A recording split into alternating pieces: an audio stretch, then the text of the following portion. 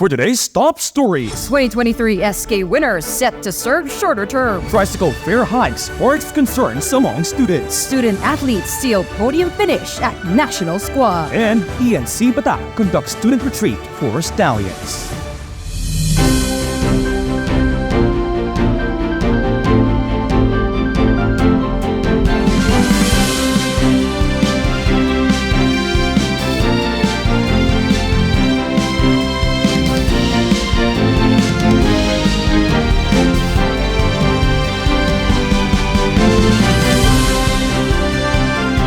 Magnify stories. We advocate for truth.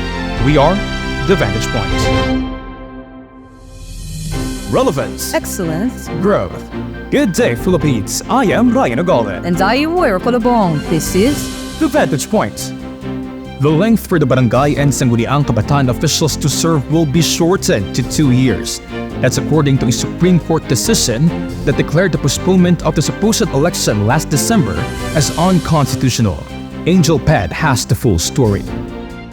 In contrast to the 3-year term of SK officials, the winners for this year's election will only serve for 2 years due to the upcoming 2025 SK elections. President Ferdinand Bongbong Marcos Jr. signed RA 101935 into law last year, moving the SK elections from December 5, 2022 to October 30, 2023, supposedly to create savings for the government. However, the Supreme Court has deemed this law unconstitutional, asserting that the elections should have been held as originally scheduled, but they acknowledge the practicality and necessity of holding the elections this October 30, adhering to the operative fact doctrine. Barangay and sangguniang kabataan elections are mandated by law to occur every 3 years, but due to the postponement, elected SK officials last 2018 have held office for 5 years. In an exclusive interview with John Russell Ordonia, an MMSU student who is set to run as SK chairman in their barangay, shared his thoughts on the shortened term of office for this year's winners. Despite the 2-year term of the elected officials, the SK and barangay officials, I think this is not the hindrance for me to be able to implement my projects and advocacies. Because as a student leader, I know and I believe that I can manage my time to implement my project and platforms by creating my schedules, prioritizing my needs, and doing my tasks in my free time. I hope in the next elections, the schedule will be able to follow accordingly in order for the SK officials to use their term, which is 3 years. The court has outlined the schedule for future elections, stating that it will be held on the first Monday of December 2025 and every 3 years thereafter. In addition, preparations are in full swing to ensure a smooth and secured electoral process on October 30. To ensure safety and security in the province, the Ilocos Norte Police Provincial Office has initiated peace dialogues, deployed quick response teams, implemented safety protocols, and established a total of 859 COMELEC checkpoints throughout the province. Furthermore, the President has declared October 30 a non-working holiday to allow citizens to participate in the said election. With a week left for the SK elections, the youth are poised to take a pivotal move in selecting the leaders who will resonate their voices. Angel Ped, The Vantage Point. excessive fare charges from tricycle drivers in the city of Batak ignited a wave of discussion among MMSU students. For more of this story, here is Brent Aganos. With the skyrocketing cost of living, tricycle fares are increasing in tandem, which has raised concerns among the student population and prompted reactions from the tricycle drivers. According to some students, the fare hike has left many students struggling to meet the additional financial burden. Some have expressed concerns that this hike might hinder the academic performance, adding stress due to financial problems. Kayla Vier, a BS in nursing student, is one of them. For me, it is a burden talaga. Siyempre, as a student, nagiging negative ang impact nito sa amin kasi mahihirapan mag-adjust yung budget namin na for allowance na for food, mapupunta siya sa transportation. Early on, the students in Batak complained about reported unfair practices by certain tricycle drivers, such as requesting extra fees or even charging double the standard fare for a single passenger. 15 pesos per day times 6 days ako na may klase. So, 90 pesos sana yung transportation ko lang for week. Nasosobrahan pa dahil sa mga ibang tricycle drivers na nagpapadagdag. I understand naman their side na talagang mahal yung gas. Pero meron naman kasi yung binibigay na ordinance ba yun or set na bayad sa mga places na pupuntahan at nanggalingan. So kapag hindi yun masusunod, anong silbi nun for us students and for them also? Kate Dakuykui, a BS in Electrical Engineering student who relies on a motorcycle for commuting to school, shares his perspective. Makatipid na kasi no panunutan ka 25 to 30 pesos ti bayadam ag commute ng tricycle gapot pagkasiraak ken mapan koi nung matag motorak 100 pesos lang ti magasok kapag gasolina buong alawas. A tricycle driver Batak City shares his thoughts on the matter and emphasizes the challenges they face. Ti may bagag sir, anusan tayo ading kasi kumati baga data pila-pila to ading kunam di kadnukmang na yun dana saya at ngam okay la ito daw okay la ta kanya kon sir dahil latan kon papada tayo mga kakaasi tayo mo pagbasa ka sapol tayo mo amin damo pagkurangan na sir at damo madi makatsamba mo ti madiagpasada nga na saya at sir ada basi mo ti sa pulag ti may sangal daw sir ang mga kangkanayong nasaya at ti pasada sir damo tayo nababa damo na nga to kasi sir ken may sa day panggip ti gas nangato nga talaga ta idi kwa kadagitoy marik na nga talaga na nangato ti gasolina. The surge in fuel prices has contributed to an elevated inflation rate, putting increased financial pressure on both students and tricycle drivers. In light of the tricycle fare issue, which reflects broader economic challenges, fostering understanding between students and tricycle drivers is crucial for finding cooperative solutions that benefit our community. Brent Aganus, The Vantage Point. Passion, athleticism, and determination. Two student athletes from the university soared to victory, clinching 2 medals at the firstly competitive State Colleges and Universities Athletic Association National Games. Dave Ayala has the details. Competing against 2,971 student athletes from the 16 regions of the country, student athletes from the College of Business, Economics and Accountancy and College of Engineering emerged victorious.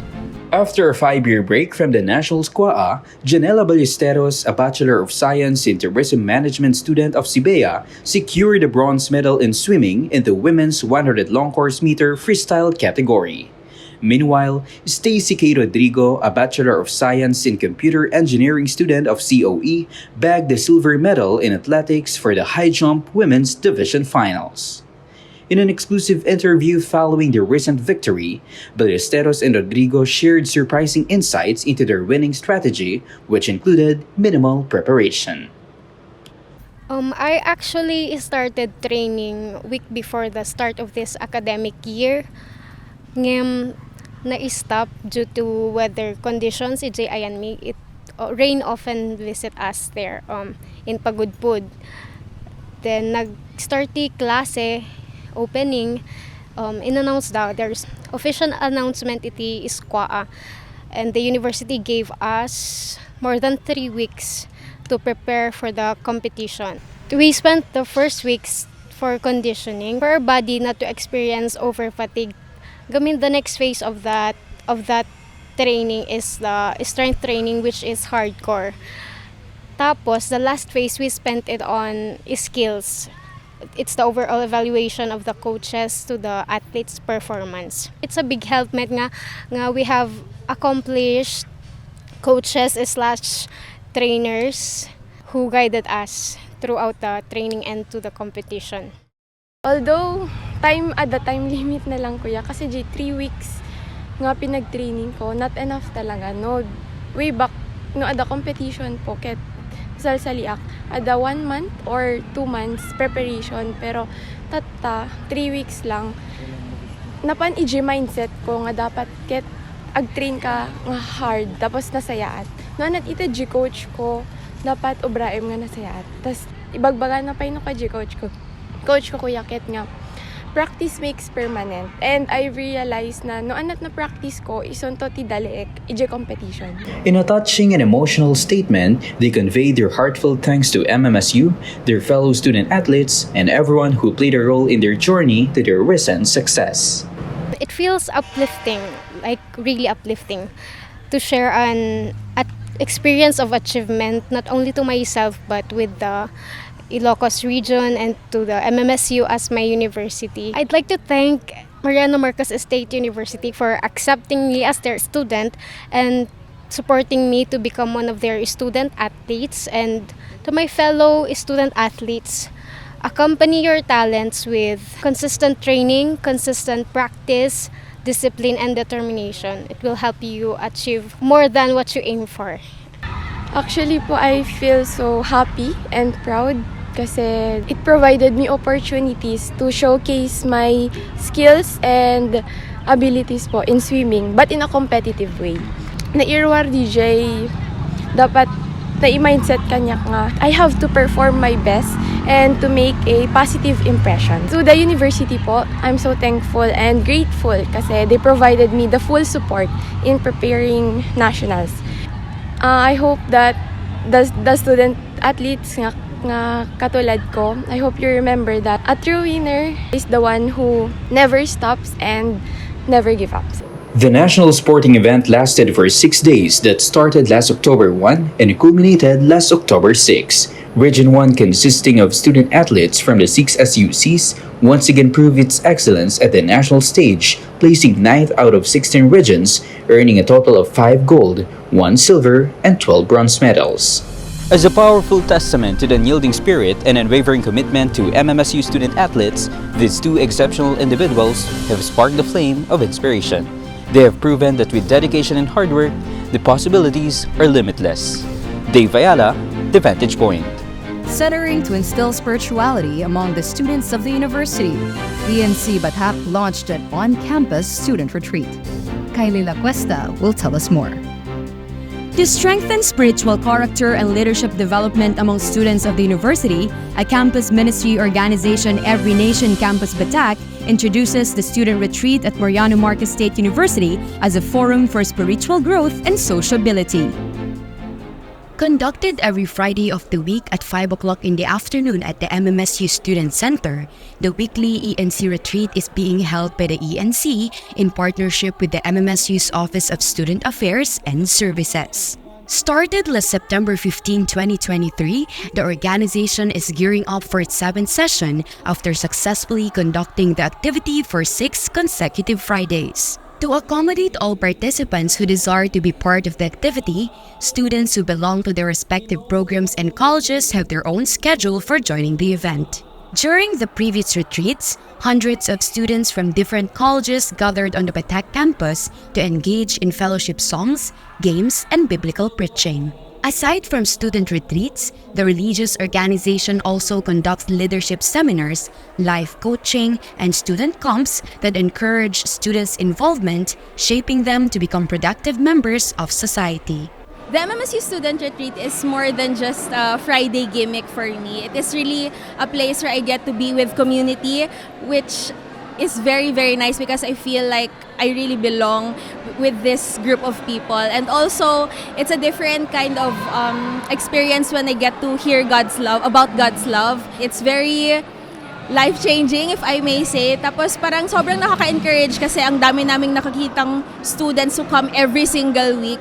I know that all of these are really honoring God. And of course, it's very unique because we are in our own university. So sa mismong MMSU Student Center. So talagang sobrang saya lang talaga ng MMSU Student Retreat. The activity benefits students in the university not just by strengthening their spiritual values, but also by serving as a breather for them after a week of learning at the university. ENC Batak Campus Director Pastor Jenson Naseno stated the importance of the activity and their motivation in conducting student retreats in every campus of Batak City. Being the partner of the university for spiritual character and leadership development, we actually thought of this before the school year starts. And when we had a conversation with the director of OSAS, we decided we were actually asking only for first year and second year. But he said that they feel like character and spiritual development would really be of good help to our students, especially those going out, so that we can help them grow in their character and spirituality, so that at least every student will have a chance to hear from the Word of God and be encouraged from the Word of God. As an outgrowth of MMSU and ENC's Memorandum of Agreement last February, the ENC Student Retreat was made possible, centered on building core values, developing leadership, and strengthening spiritual principles. Moreover, ENC is a non-profit religious organization and a chapter of Every Nation Philippines, advocating to change the campus and change the world by firming up leadership, integrity, faith, and excellence among students nationwide. As part of its mission and goals, the organization indeed refines participants' moral values, letting students experience a powerful encounter that is forever part of their core memories. Kailey La Cuesta, The Vantage Point. And those were the stories we've gathered for today. Join us again next time as we continue to magnify the stories of the Filipinos. Again, I am Brian Ugalde. And I am Moira Colobong. This is The Vantage Point.